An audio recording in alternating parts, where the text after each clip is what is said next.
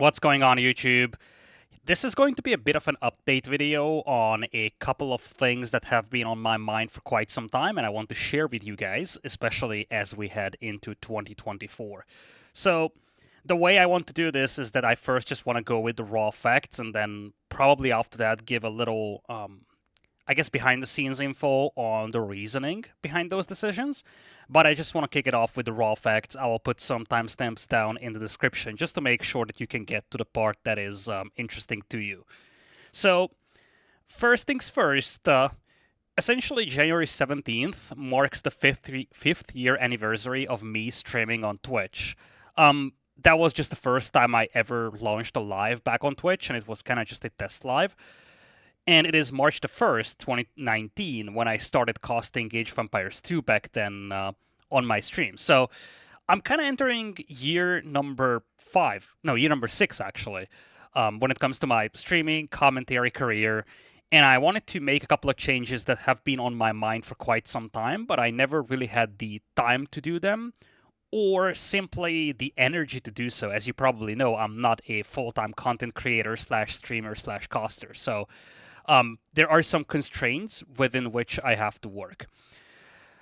So to start off, for quite some time, I wanted to be involved in casting different games. That kind of started back when I made a pivot into AoE 4 from AoE 2. And back then, my plan was to cast both games, but I've quickly realized that it's just too much to handle, keeping track of all the balance changes, making sure that I don't confuse the names of units between the two games. Stuff like that made me realize that it's somewhat unrealistic and counterproductive to do both games. And I essentially stepped back from AoE 2 so that I can take the next step in AoE 4. And I'm actually very proud of where I've gotten. I think I made an insane amount of progress in the last couple of years when it comes to my commentary, and I do want to continue improving in every single way possible. But yeah, so for quite some time, it has been on my mind to pivot into other games, and 2024 is going to be a very interesting one in that department. So as you probably know, I've shared a couple of things about this on my Twitter as well back then. Stormgate is a game that I've been extremely hyped about for quite some time. There is also another RTS that you might have heard of. It's called Zero Space, and it's made by some, I think, StarCraft high-level players, commentators, some very experienced StarCraft people are making that. That's also a very promising game I'm looking at. And I'm also going to throw in a name that you probably aren't expecting from me, although if you've seen some of my status updates back in the past, you might be aware of this. I'm also very intrigued in Valorant when it comes to shooter games. So, one of the things that I've gotten in the last couple of years is a lot of experience casting RTS games, which is fundamentally very different from other esports. Not as much from MOBAs and such, but definitely from games like shooter games, for instance. So the skill set I've gotten to build up in Age of Empires is difficult to transfer to many games, like let's say, just as an example, CSGO. It's not impossible. A lot of things that you learn, especially if you pay attention to advice from other professional casters, is something that you can transfer to different games, like CSGO, for instance. But I wouldn't consider myself good in those games by any means when it comes to commentary, simply because the pace is different, the way that you have to approach commentary is somewhat different. But when it comes to RTS games, I've actually collected a lot of experience, and that's something that I do believe is, at least to an extent, transferable to other RTS games, games that are very interesting to me. So Stormgate and Zero Space, specifically Stormgate, is what I want to touch on because the devs have been very open about their plans regarding esports, and it's always reassuring as a commentator that the game that you plan to work with or the game that you're working with has a clear-cut plan for esports. That kind of gives you the ability to plan ahead, and it makes sure that you don't just get unemployed from one day to another. Again, this is not my full-time occupation, but just as someone who's investing a lot of time and energy into these games, it's very bad if you invest, let's say, 2 years of your life into a game and then the game just says, "Oh yeah, no more esports events from now on." That's terrible, right? So with that in mind, I was very intrigued about the esports potential of Stormgate and the fact that the devs approach this game as one that's heavily targeting the esports audience. And I'm definitely been interested in casting it. I've actually been involved in. Can I say this? Well, whatever. I mean, a lot of people, most content creators of AoE 4, some of them have already gotten permissions to stream it. I remember Beastie streaming this. So some people have already gotten early access to the game. I've been in contact with the devs as well myself.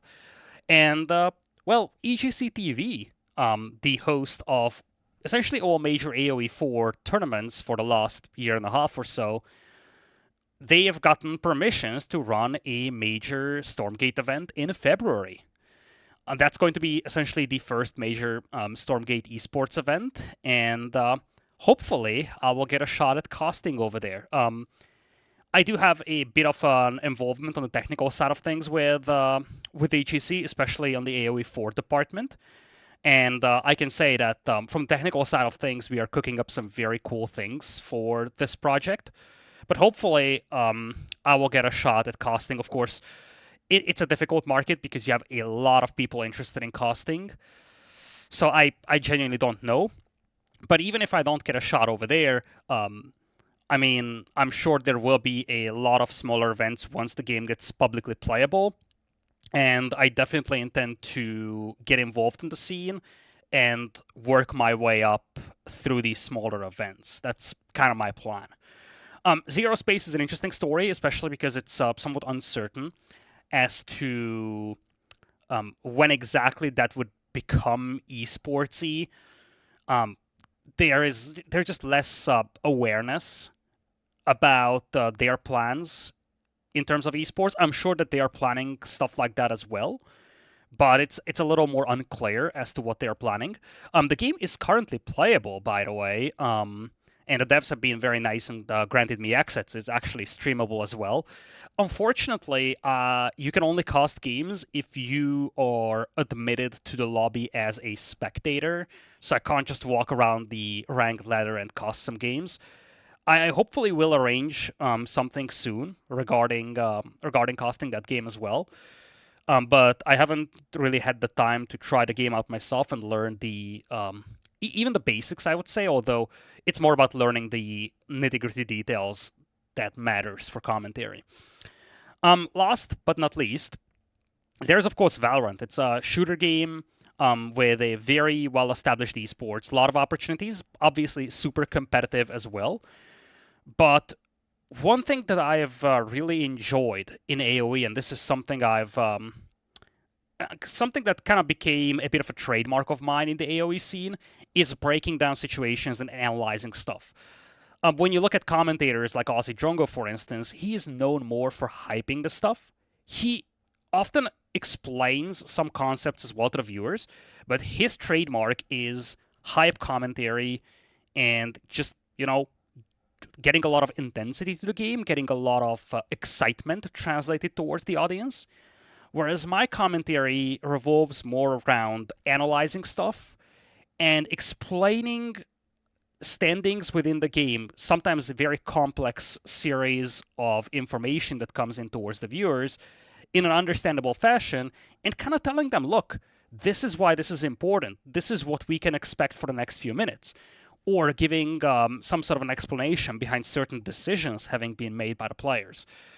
Having said that, that kind of means that I've started enjoying breaking down complex game situations a lot, and that's definitely something that intrigued me as well in Valorant. So that's a game that I've been familiarizing myself with a lot for the last 1 year, but I've never really gotten to casting it just yet because the game is extremely quick. I've struggled a lot catching up to the pace of the game compared to RTSs, so I'm not sure where I will go with that, but for the time being, I'm keeping my options open, and it's very possible that I will try to get involved in that scene as well. Now, when it comes to content on this channel, I do not want to shake up things in a massive fashion. To me, AoE 4 has become a bit of a comfort game, a game that I can come back to over and over again. And even if I'm super tired, or even if I'm not familiar with all the balance changes of the most recent patch, I can do a solid job commentating a game. And that means that I can always just get back into casting even if I miss, let's say, a month or so. That's not so much the case for other games. So I do intend to keep pushing out AoE 4 content simply because it's not super challenging for me to do so, and people have been enjoying this. So I'm definitely intrigued and interested in putting out additional AoE 4 content for the future as well.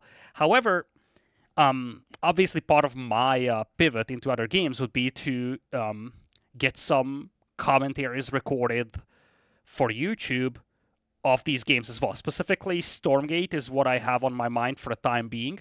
Zero Space, perhaps, but again, I kind of explained the issue that I had with them, or with the game specifically. Unless you specifically arrange something with the players involved, you can't really spectate games right now. So it's a little difficult to just jump around public lobbies and stuff like that and commentate games. It's not impossible that I'll arrange something, but there's a long list of things to do, and I haven't gotten to the part where I could just say, look, let's try to find some players who are willing to play a show match, for instance. So there is a possibility that I will put out some non-AoE 4 videos on this channel.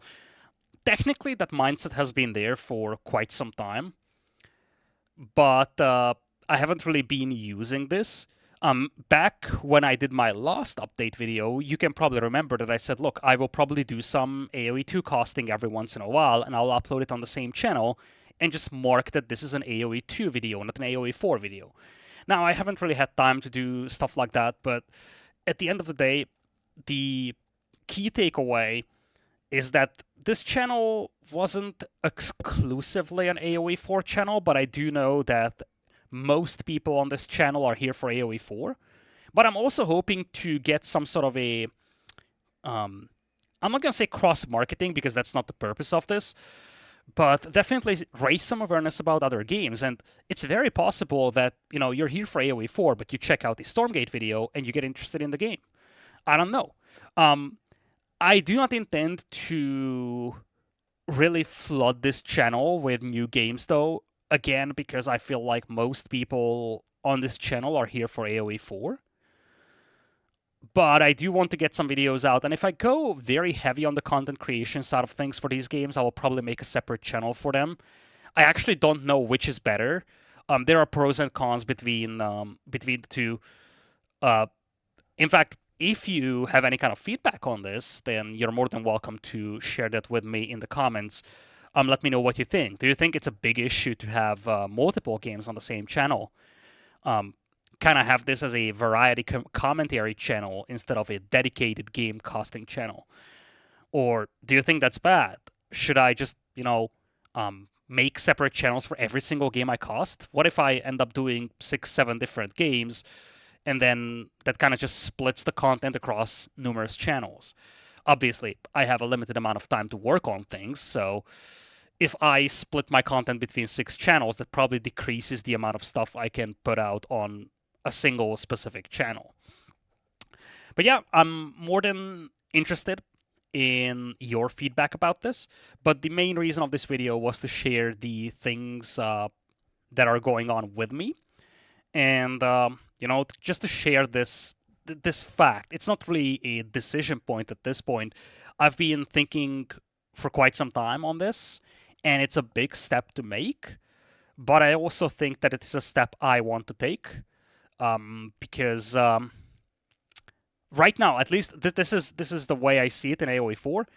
I am very privileged and very lucky to be where I am at in AoE 4. And honestly, I'm super happy with my position in the AoE 4 scene, getting a lot of opportunities in major events. I've got to cast a lot of grand finals last year as well. But you also have to understand that AoE 4, currently at least, is kind of restricted to a handful of online events every year, and that's basically it. Between these online events, we don't have anything else. We don't really have LANs right now. We have no idea if Red Bull is coming back for the game. So, in many ways, I felt like I've kind of capped out in this scene. I think I've reached what I could realistically reach with where the scene is at right now. And I do believe that in order for me to continue improving in all aspects of commentary, it's important to branch out to other games as well. It's going to help my development as a caster overall. And it's also going to be something that provides me a bit of a safety net and potentially some other opportunities that I may not have gotten exclusively with a single game. And this is a big difference when you consider me compared to many of the other AoE content creators, either AoE 2 or AoE 4. When you look at AoE 2, for instance, the guys that are costing there, they're costing that game because they are interested specifically in that game, and I respect that. For me, it's more about, again, I've gotten to love doing commentary and analysis, and I just want to be involved in commentary and analysis of essentially any game I enjoy. And as you probably well know, I enjoy a variety of games. So at the end of the day, it is what it is. It wasn't an easy call to make, but I do want to branch out to other games, and I will definitely be spending quite a bit of time in 2024 on this. I will continue pushing out AoE 4 content on this channel as well, of course. Might actually do some other games as well for this channel, or or for a different channel. We'll have to see how that goes. I'm still kind of making up my mind on that, and I will definitely take any feedback left in the comments into consideration. But that's the plan for 2024. Hopefully, I can continue improving and I can continue getting better and pushing out some quality content for you. Thank you so much, as always, for providing great support. All the love I've received in comments in the form of just people watching the videos, pressing a like, stuff like that, those are immensely encouraging. And as much as I don't really have time to, respond to individual comments and stuff like that, I do see the comments, I do read them, and they have been extremely motivating to keep going. And hopefully I can use this motivation to get even better in what I'm doing. Thank you so much for spending your time listening to this little update. Again, if you have any feedback about the things I've said, feel free to share that with me down below in the comments. And I will see you in the next cast.